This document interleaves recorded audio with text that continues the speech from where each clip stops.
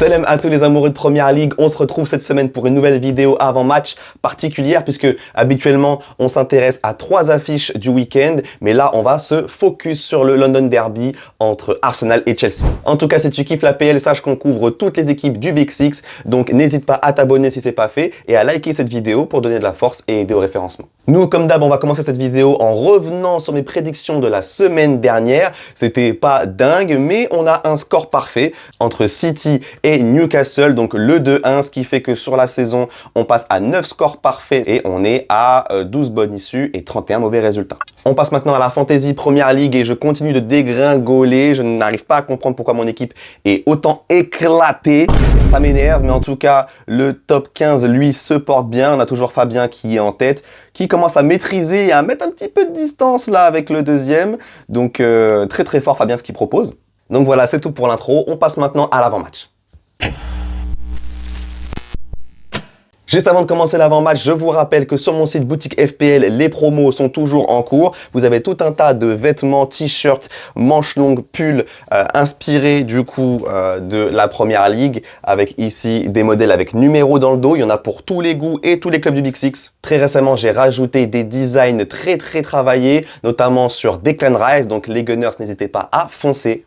Et pour les Blues, la collection est très large. Je pense que c'est impossible pour vous de ne pas trouver votre bonheur. Vous avez 5% de réduction pour un produit acheté, 10% pour 2 articles achetés et 15% pour 3 articles achetés et plus. Et jusqu'à fin février, vous avez 5% supplémentaire avec le code 5MORE. Les produits sont de qualité, je ne sais pas si vous le voyez à la caméra, mais les t-shirts sont très épais, vraiment hyper confortables et doux. C'est parfait pour le soleil qui revient, donc n'hésitez pas à représenter votre club avec fierté et style grâce à Boutique FPL.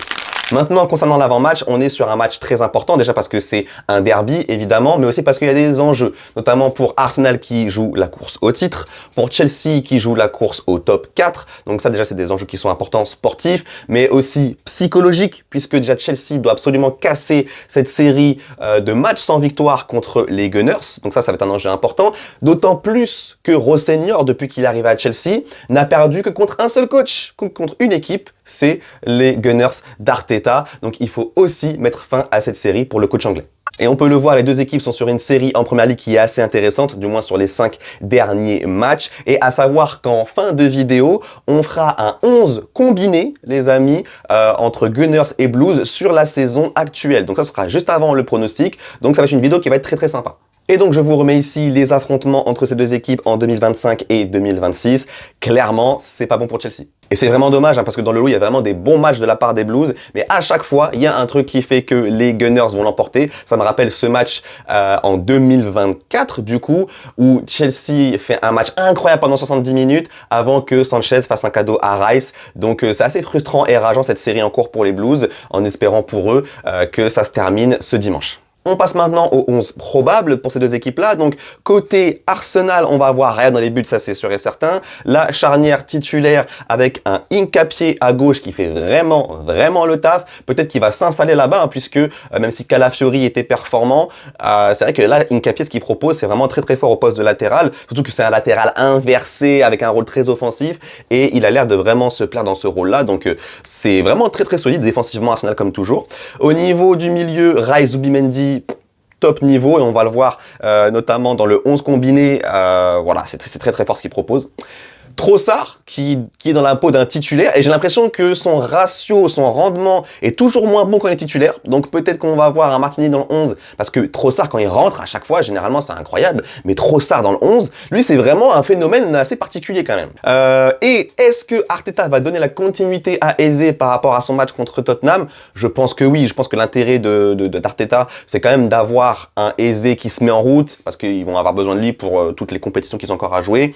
C'est vrai que là le mettre sur le banc ce serait un petit coup d'arrêt, même si forcément sur le banc t'as un joueur comme Odegaard, donc à voir, mais je pense avoir de la continuité avec Eze, ce serait pas bête.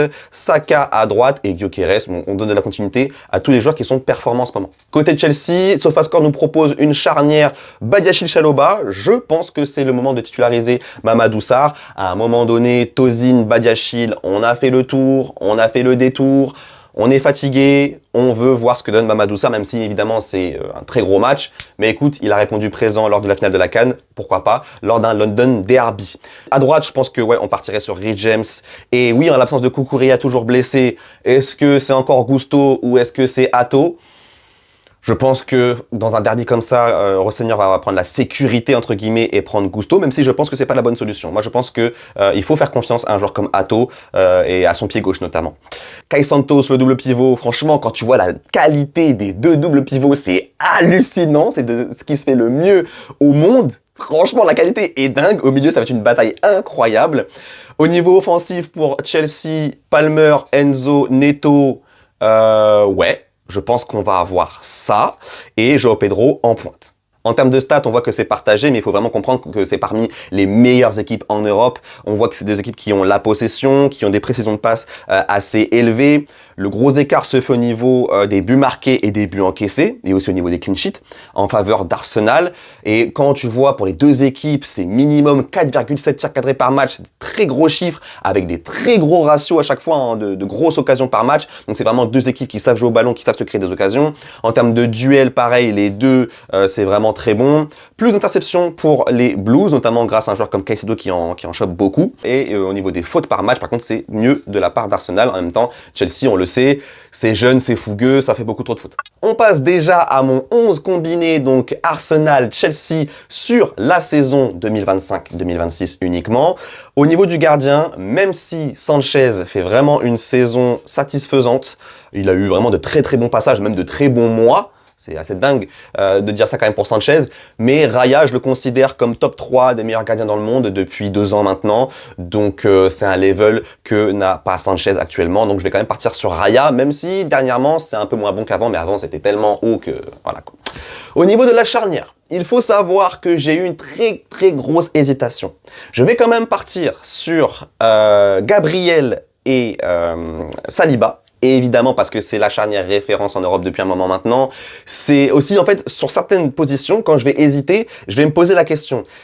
Au-delà de la saison, si c'est trop serré, si demain je dois prendre un des deux joueurs, lequel je prends? Et tu vois, en soi, jamais de la vie, je ne prends pas Gabriel et Chalobah dans ma défense, même si la mention honorable pour Chalobah est très très forte. Chalobah fait vraiment une très très bonne saison et globalement depuis 1 an et demi, 2 ans maintenant il est très très bon parce que depuis son prêt à Palace il est excellent. Retour à Chelsea il était très très bon et depuis qu'il est de retour à Chelsea il y a vraiment eu que 1 mois et demi où il a été mauvais. Sinon il est toujours correct, bon ou très bon.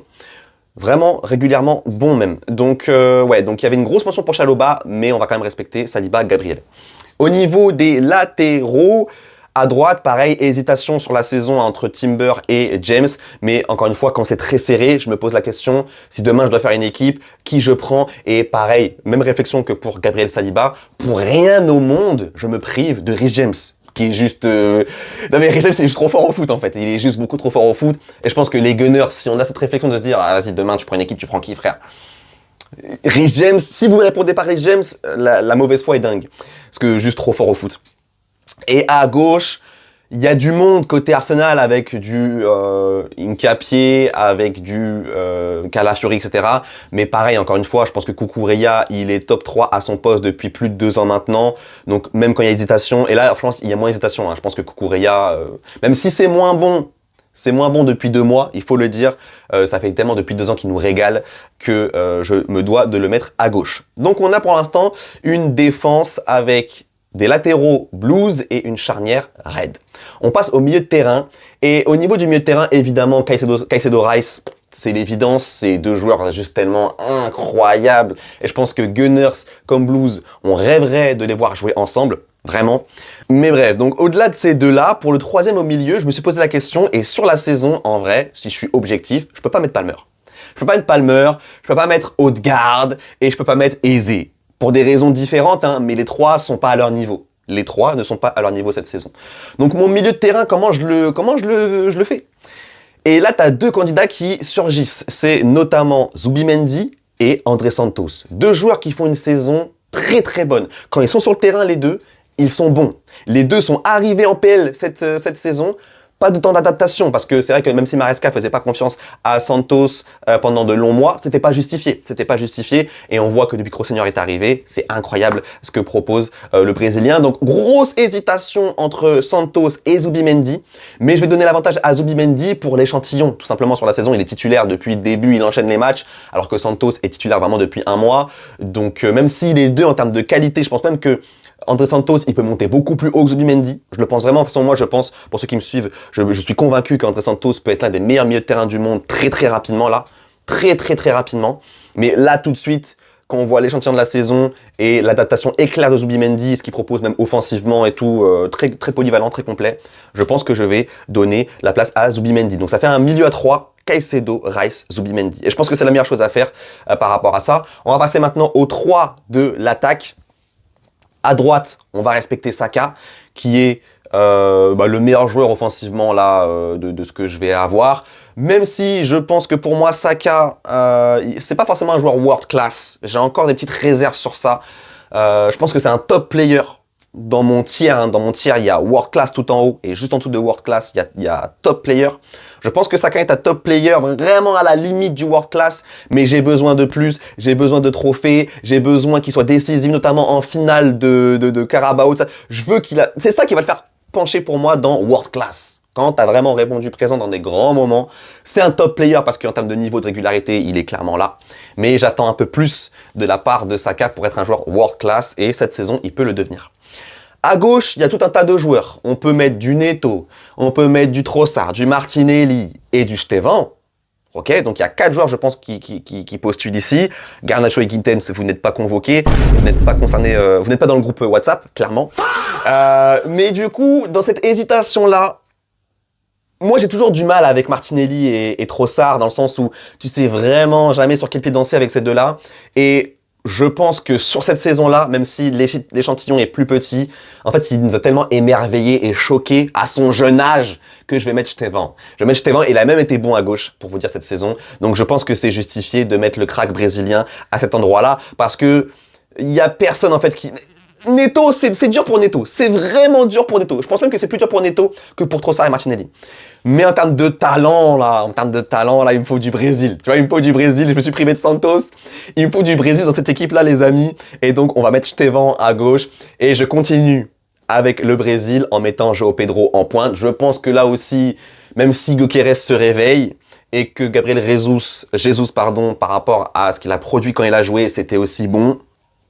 Je pense que là, c'est dur de ne pas mettre João Pedro. Je pense que c'est dur de ne pas le mettre. Donc vous me direz, les Blues et les Gunners, ce que vous en pensez. Voici à l'écran mon 11 combiné sur la saison. Donc 6 Gunners et 5 Blues. Donc c'est assez équilibré. Je suis assez fier de mon 11. N'hésitez pas à me dire en commentaire ce que vous en pensez. Nous, on passe au pronostic. El pronostico, les amis. Donc comme vous le savez, pour ceux qui me suivent cette saison, à chaque fois que je pronostique une victoire de Chelsea, Chelsea ne gagne pas. Au moins voilà, mais bon, là pour le coup, en toute objectivité, je pense pas de toute façon que Chelsea va gagner ce match-là à l'Emirates.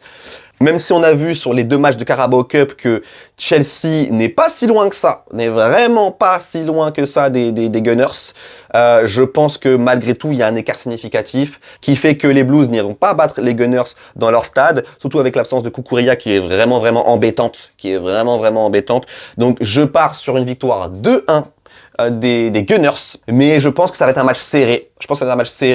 Il y aura un but sur corner d'Arsenal et c'est ce qui fera la différence, je pense, sur ce match-là. Donc, dites-moi en commentaire ce que vous en pensez par rapport au pronostic et par rapport à mon 11 combiné. On se dit à dimanche pour le débrief, évidemment. Et pour tous ceux qui ont TikTok, rendez-vous samedi soir. Normalement, je serai dans le live de Bass. Bass fait un live, il fait une émission. Le concept est incroyable, donc normalement, je serai présent, les amis. Donc, n'hésitez pas à guetter le TikTok de Bass ce week-end, samedi soir, les amis. 21h normalement, le coup d'envoi. Et on se retrouve dimanche pour le débrief. À très bientôt. Ciao.